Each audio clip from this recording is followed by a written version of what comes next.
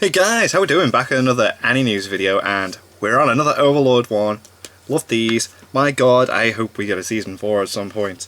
But we reacted to how strong is Aura and Mari in the last video, but it didn't really cover Aura at all. Some of you were mentioning in the comment section, do you realise that the video just covered Mari? And so, yes, I don't think it was very clear, but it looks like he's making a second one, or made a second one now, which covers Aura. So let's get into this. How strong is Aura? Time to answer the second part of the question that I posed last video. Right, there we go. How strong is Aura Bella Fiora? Well, her build is completely different from Aura, in the sense that though she may not be this elite spellcaster, she is a master of Guerilla. There we go, she got animals. And has a variety of monsters and savage beasts under her command. Class. So let's see what exactly went into Aura's build that makes her known as being the renowned trainer with the indomitable will. Cool. But first, today's a special occasion because I think I can now officially call myself an anime YouTuber since today's video is sponsored by Crunchyroll. Wow, cool. You heard that right. I didn't think I'd ever get to say it, but you can now use crunchyroll.com/AnnieNews. Class, dude, nice. Of Crunchyroll Premium.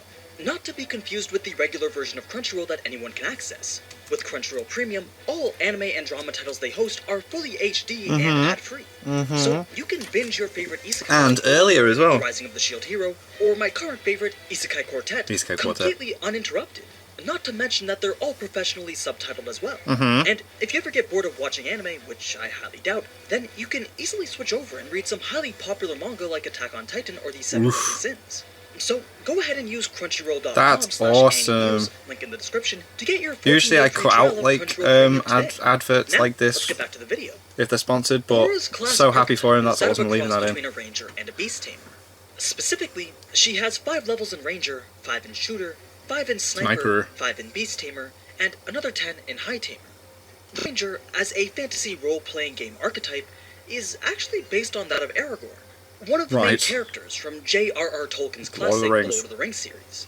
You see, before the main events of the plot, Aragorn had been a member of the Dinadan Rangers of Arnor, a secretive group of men who lived in the forest to the north of Middle-earth. Yes. They descended from humans, elves, and half-elves. Oh my. It's because of this that they had incorporated many aspects of elvish culture into their own. It's for this reason also that rangers such as the ones that we see in Overlord or fantasy RPGs tend to inherit many elvish aspects as well. Right. As in, they're usually adept with both a sword and a bow, and skilled at surviving off the land by means of hunting, fishing, camping, and so on. And they also make for excellent trackers and scouts. Dungeons & Dragons developed and popularized this archetype.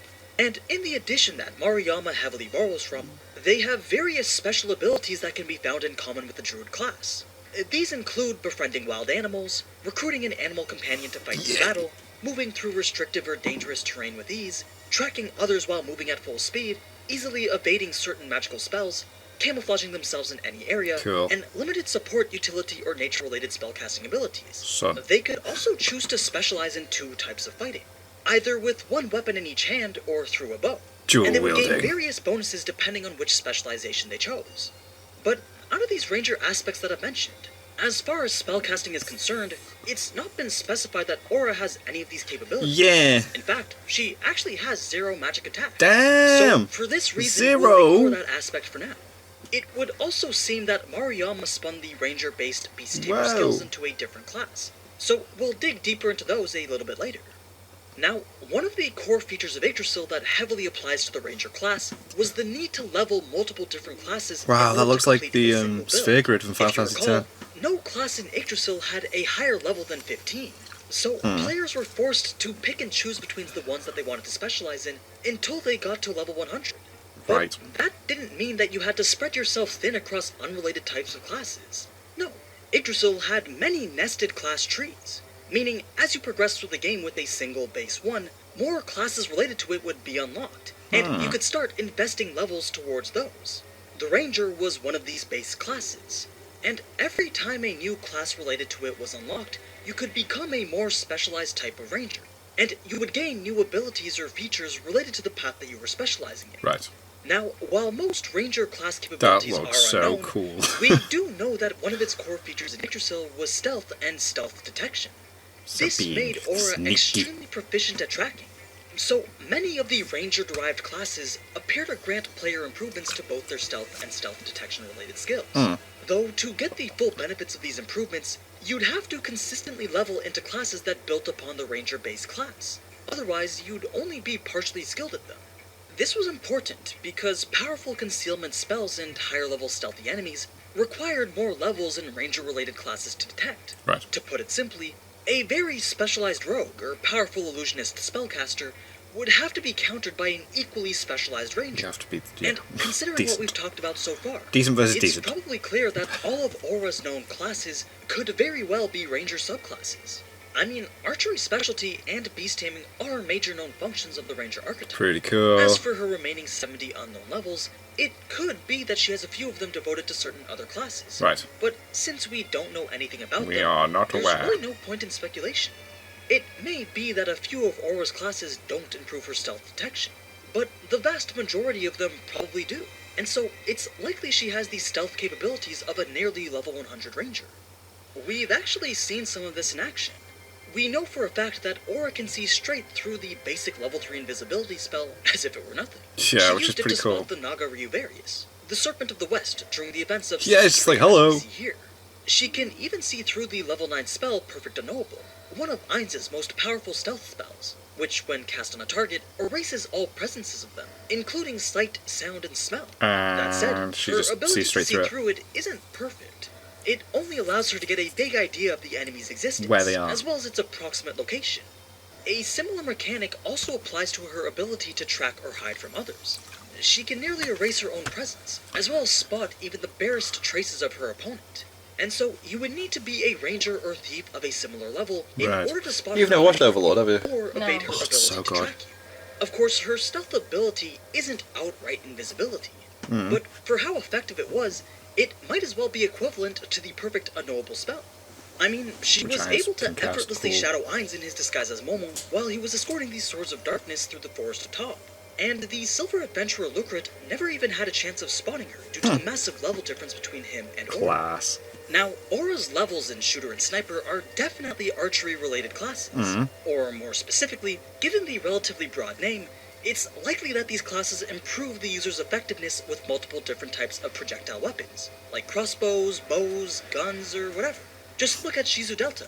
She also has levels in Sniper, and her primary weapon is a gun. You might even be able to shoot magic spells or fire a cannon more accurately, but that might be a little bit of a stretch. Anyway, knowing that Aura has Shooter and Shizu has Gunner, Sniper probably requires levels in some kind of advanced range classes like these before it actually becomes available. It's a more refined range class that Ooh, would a improve the Kamika user's kill in ability to anime. hit targets from extremely long distances. If you remember, the guild member Peroncino actually specialized in killing even level 100 players from over 2 kilometers away with a single powerful shot from his bow. That's not to say that Aura could necessarily do the same. Her classes and build aren't nearly as specialized towards that as his. But the point is that Sniper truly was a class for sniping enemies over a long distance. Makes sense. Not just be a better archer. So, there's no doubt that Aura has quite a few archery-related abilities, but there are only a small selection that are made known to us. Out of the few that we are aware of, we have Shadow Piercing Arrow, which restricts her opponent's movements by pinning their shadow in place. Oh, Rain that's Arrow, which cool. fires a large quantity of Wow. arrows to rain down upon a target. Galactic Shot, whose functionality is unknown, but probably involves firing a powerful meteor-like shot with I special like the idea of powers. shooting someone's And then Sky, shadow and then they a can't move. That's long-range cool. observation skill that creates a disembodied eye that allows the user to spy on an area. Think Gaara's eye skill from Naruto. Ah, the Aura sand, had yeah. actually used it to watch over Ainz's fight against Shalltear. So, if I had to guess, Sky Eye would be the perfect class skill for a sniper, as it lets them scout the enemy's position from a great distance away, whereas the other three are more for adding variety to the shooter's skill set. Finally, Aura has the 15 combined levels in Beast Tamer and High Tamer, Which is so which cool. both grant the ability to tame and train wild animals or magical creatures I love it. into servants or pets. She could also buff them with various skills. This class probably required levels in another class, one like Druid or Ranger, that granted the player animal companions. Cool. And it expanded this small feature into its own class, improving its capabilities accordingly. It likely expanded the number of creatures that a character could recruit. For contrast, Mare only has 2 high-level dragons, while Aura herself has hundreds of creatures under her Loads of control. them. all of whom populate the 6th floor. While the class. majority of them are unknown, we know of 2 by name. Fen, of the species known as Fenrir, and Quadrasil, of the species known as Itzamna. There's also technically a 3rd known creature, though it's a bit of a spoiler, as it's one that she acquires from the New World during an arc that's not yet covered in the anime. Oh. So keep an eye out for that one. Cool. Anyway, Fenrir were a type of large magical wolf-like creature, Whoa. named after the son of the Norse god Loki. In Yggdrasil, one of their notable abilities is to maximize their traversal speed over long distances by ignoring movement and terrain penalties. This effectively manifests as the ability to traverse effortlessly across land at will, with the ability to pass through plants and even the ground itself, as if it were immaterial, if it's so desired. As a result of this, they made for quality mounts and trackers, assuming that you could tame them, that is, since they were also ferocious beasts. Itzamna, on the other hand, were gigantic chameleons with the power to manipulate lightning. They were also extraordinarily fast, primarily as a result of their 6 powerful legs. And just as you'd expect from a chameleon, they could also camouflage their presence. Yeah. But let's get back to Aura. The taming ability itself seems to manifest as intimidating a creature into submission.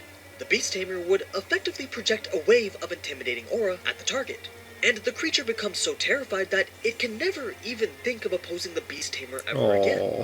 Imagine it like how Hilma was reacting to Aura at the end of Season 2. Oh, right, yeah. Now, how long it takes or how powerful of a foe that it will work on seems to depend on the level of the Beast Tamer.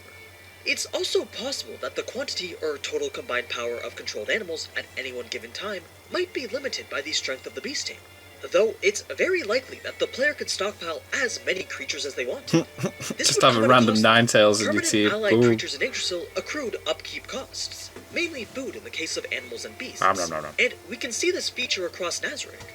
I mean, after all, Aura isn't the only one with servants under her command. Nope. Shalltear has her vampire brides, and Demiurge has his demon lord.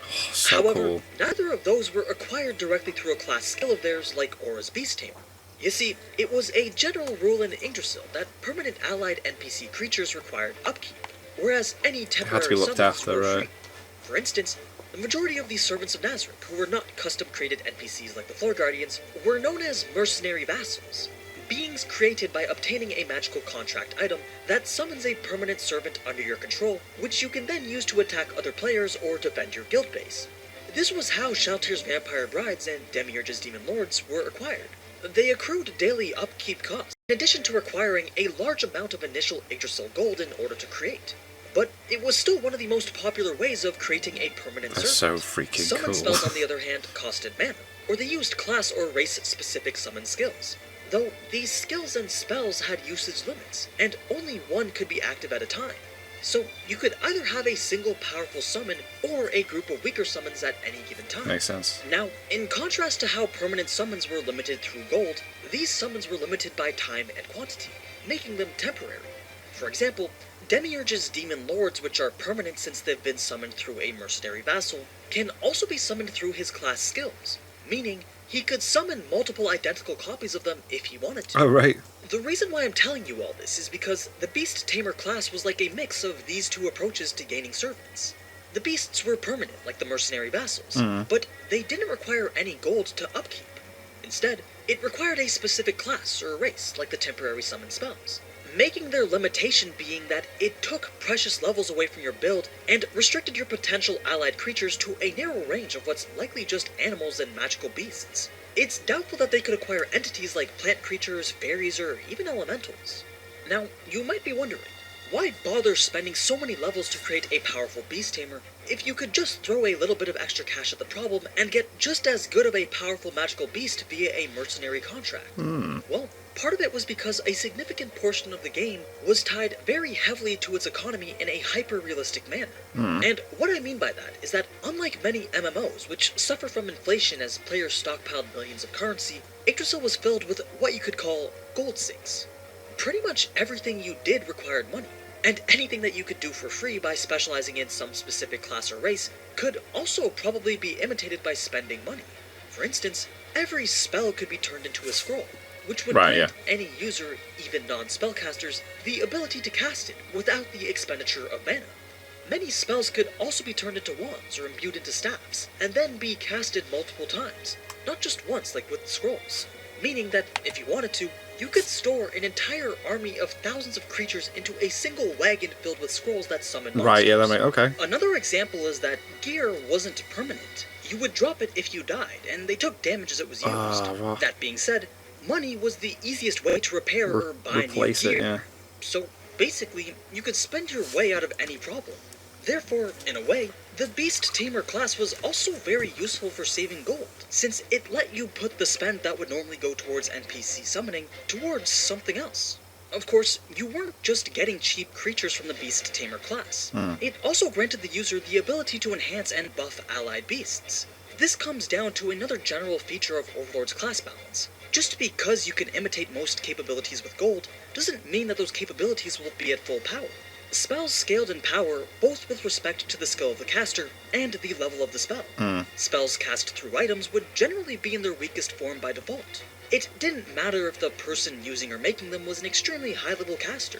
For instance, if Ainz was to cast his signature, Grasp Heart, it'll likely kill an opponent with high resistances, whereas a scroll that contains that same spell probably wouldn't. Similarly, there's no way to truly imitate the full range of capabilities of a Beast Tamer without being a Beast Tamer yourself. And while it's not clear what exactly a Beast Tamer can do to power up their allies, they do have a lot of buffs that they can give. But so far, currently, we know of only one ability that they do have, and that's an unnamed skill that modifies their breath to produce supernatural effects. Put simply, Aura's breath can manipulate the mental state of nearby targets, which is so cool, creating various buff and debuff effects. This could very well be the core class ability of the Beast Tamer, and the primary way in which they enhance their animals. Or it could just be one of many such skills they have. But based on the information that we've been given, it seems to be an at-will ability, with no limit on the number of times it can be used per day. It has a maximum range of about 10 meters, depending on the effect that the user wishes to create, though it can also be massively expanded in combination with other skills. Now, one effect that we know for sure comes from this breath is fear, which causes those afflicted by it to cower from the user, in addition to taking significant penalties to all other actions. That said, given the description of the breath skill, it can probably inflict other mental status effects, such as panic, charm, confusion, nausea, Can it do stunning, nice whatever. things? It might even be able to control the user's mind and make them see or hear things that aren't actually there. But that's not to say that it can't be used to grant buffs either. It can also likely inflict positive mental status effects. That's what I'm talking about, yeah. So we can do that, right? That's exactly cool. How powerful these positive and negative status effects are, though, aren't quite known. But I could see it being quite OP if this type of skill has a high success rate against similar leveled opponents. It's actually been theorized that Aura uses this skill in Ainz's battle against Shalltear. We know that during the end of the fight, just as Ainz is about to finish Shalltear off, he hesitates. Aura, who had been monitoring the battle the whole time with her Sky Eye skill, notices this, and she uses some kind of ability to briefly distract Shalltear and ensure that Ainz has time to finish her off. Specifically, Aura makes it appear as if some hostile enemy presence was standing beside her, which causes her to glance towards it for a split second. I mean, her breath is the only known mind-affecting ability that Aura has, and since we know its range can be enhanced to extremely long distances, then it's highly plausible that this is exactly what happened here. The only issue here is that Shalltear should normally be immune to mind-affecting abilities. Even Aura herself notes that this is a strange paradox. It's possible that, like how Aura can increase the range, she might also have a limited-use skill that lets it bypass immunities. Maybe. A more likely theory, though, is that immunity in Yggdrasil and the New World means slightly different things. Right, okay. In Yggdrasil, a spell would just fail to have any effect if it was used against a target that was immune. But in the New World... in many cases in the New World, it seems that being immune just means that the resulting effect is extremely weak. For instance, during Ainz's fight with Shalltear, he attempted to restrain her with his spell Hold of Rib, despite the fact that Shalltear was immune to mobility restriction effects. But in both the light novel and the anime, we see that Shalltear was immobilized, at least for a brief moment anyway. Still, nonetheless, as a result of his spell. Or take Ainz himself as an example. His emotional suppression is supposed to be a result of his immunity to mental effects, but he can still experience brief flashes of strong emotions, albeit only temporarily. Perhaps a similar effect occurs as a result of Aura's ability. It briefly distracts Shalltear, not enough to actually cause the intended effect, but just enough to allow Ainz a window to finish her off. Anyway, enough about this breath skill. To finish off the Beast Tamer aspect of Aura, these levels could also improve her proficiency with a whip. I mean, back during the circus acts of the early 20th century, the whip was a very stereotypical part of the lion tamer. Perhaps because of this, the whip appears to be Aura's main melee weapon. If for some reason fighting from long range with her bow wasn't an option, a whip would allow Aura to make use of her natural agility and evasiveness by striking at an enemy from medium range without allowing them to get close enough to hit her. Now, one final interesting thing about Aura's build is that she has the lowest total stat pool among all the known level 100 NPCs. Oh, right. Even lower than Demiurge. Oh. The main reason for that is that her magic attack stat is 0, Yeah, and her MP nothing. stat is 15. MP's low. She's just not a spellcaster. But not only that, the rest of her stats are in the low 80s as well. Even if you ignore the MP and magic attack stats of physical attackers like Veto, Cocytus, or Sebas, their other stats are mostly in the high 80s or low 90s. Mare's so weak, in fact, that her physical attack at 75 is actually tied with her brother's. Oh. He even beats her in physical and magic defense as well. Damn. Only her HP, agility, and special are higher, which makes sense as Mare is a magic caster class, while she has all her beast tamer related skills. The only level 100 NPC who isn't a better physical attacker than her is Demiurge, since the majority of his abilities are dedicated to summoning, buffing, and supporting his allied demons. Knowing this, it's reasonable to theorize that all of Aura's investment in the Beast Tamer classes to recruit and buff powerful bestial servants came at the cost of her own combat prowess, Right. which now seems to be a recurring pattern in Yggdrasil. Those with the abilities that support or enhance others are in fact weak themselves. But yeah, that's everything about Aura Spot class. specifically. Normally, I would now wrap things up and give a general summary on how all these things are beneficial to Aura and Nazarick as a whole. But I think I have enough information on that to do a whole separate video. Ooh. So I promise that in less than a month, expect a wrap-up video for both Aura and Sweet. Mare that will conclude their Sweet, installment sweet, in this sweet. Overlord series. Now, before I go, I'd like to thank Crunchyroll once again for sponsoring So this cool video. that he's been sponsored Don't by forget, Crunchyroll. You can use crunchyroll.com/.